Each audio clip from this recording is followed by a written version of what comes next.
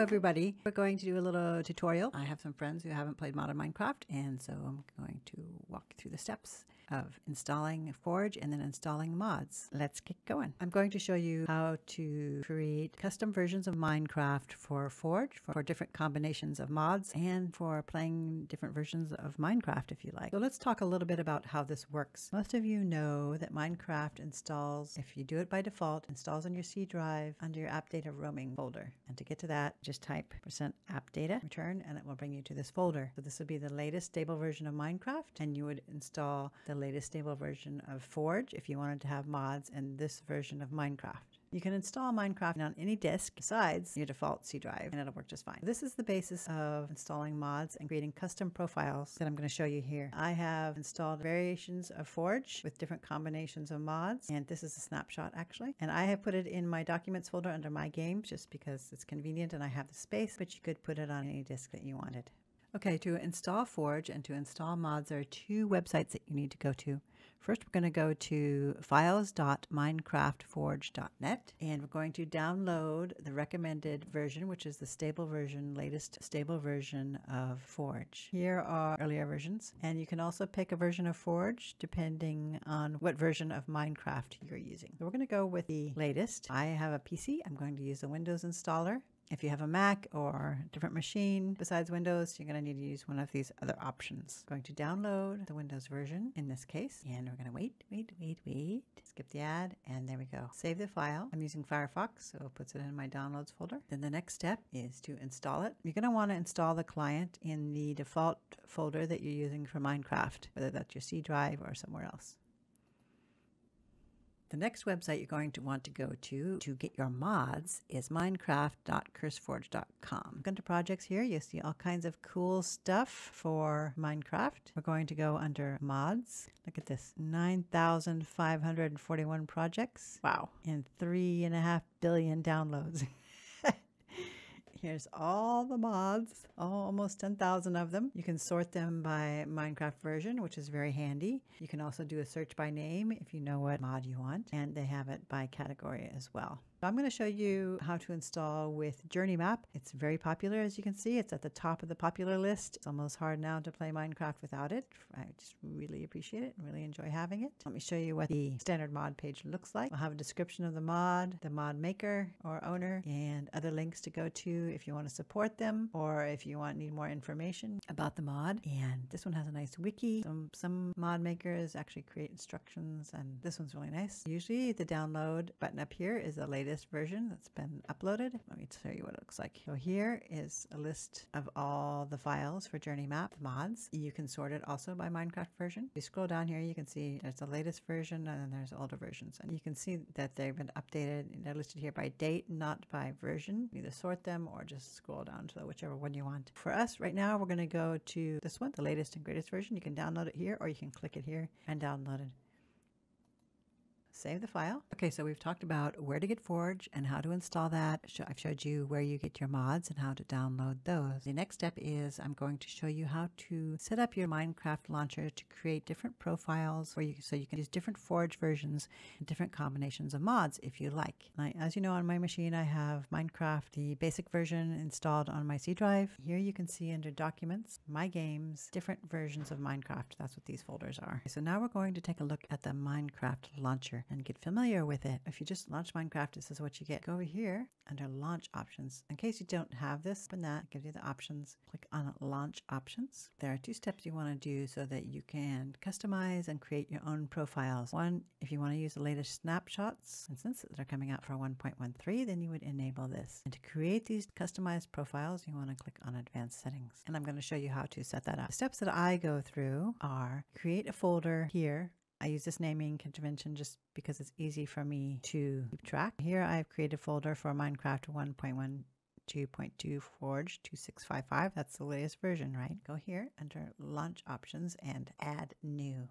So I'm going to name this Forge 2655. You can name it whatever you like. This is what will show in your launcher. A title name here, it does not necessarily match the name of your folder here, right? This is the name that's going to show up in your Minecraft launcher. I might want to put 1.12.2 just because I like to see at a glance when I'm scrolling down profiles, see what's what. Click on here. This is the latest release. These are the snapshots which you've enabled in case you want to use one. Here's the latest one that's come out. That's done automatically. If you create a profile for the latest snapshot here, when Mojang loads a new snapshot, then when you open this profile and you launch the game, it will use the latest one. So if they put out a 15B, then this will change to 15B. So we're going to do Forge down here. You see you have all these versions of Minecraft if you want to play older versions. Like I know there's some mod packs that are put out on older versions, 1.10 or 1.7 even. In that case, if you wanted to do it yourself manually, you would create a profile with that Minecraft version. We're going to use Forge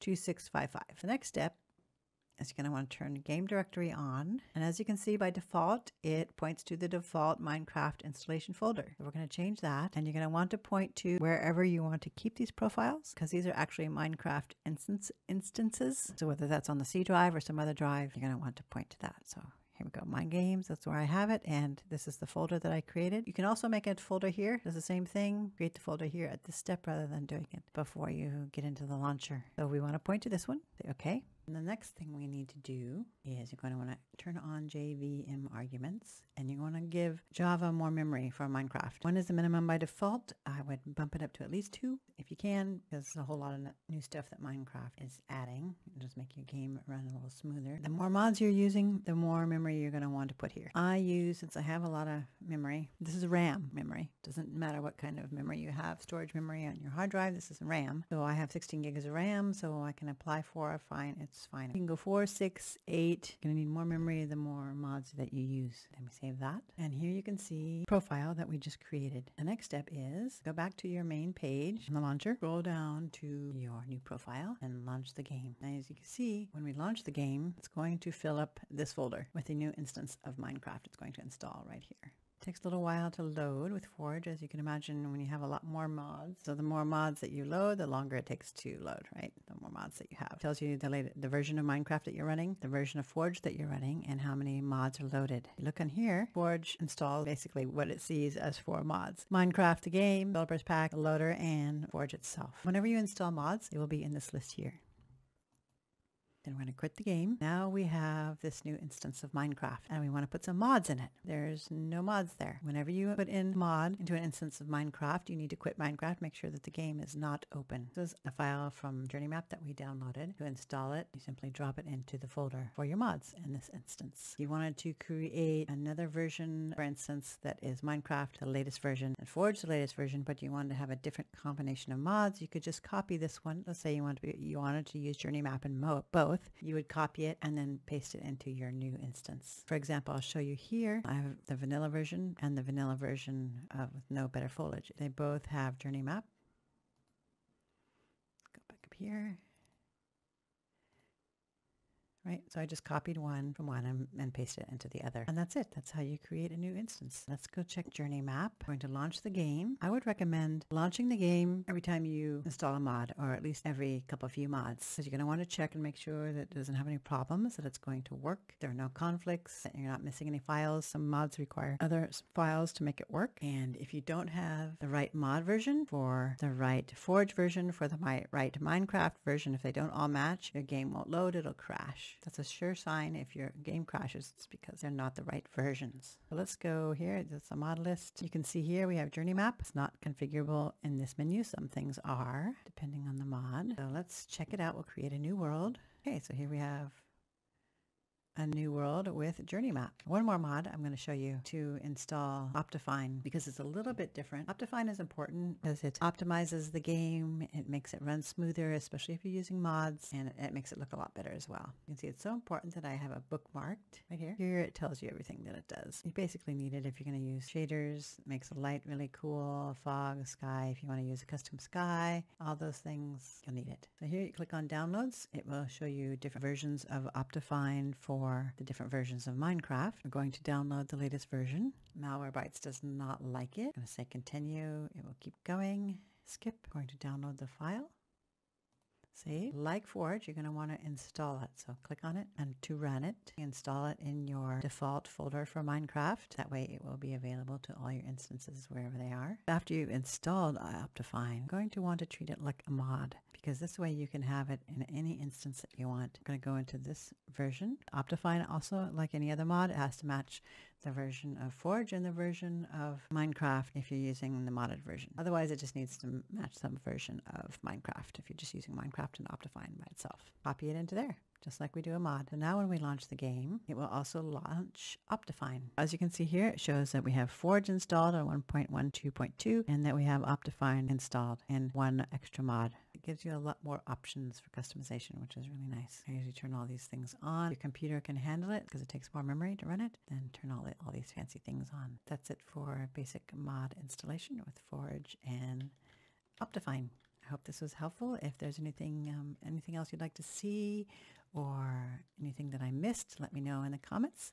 Of course, if you appreciated this, if you liked it, give me a like, and if you want to see more, subscribe.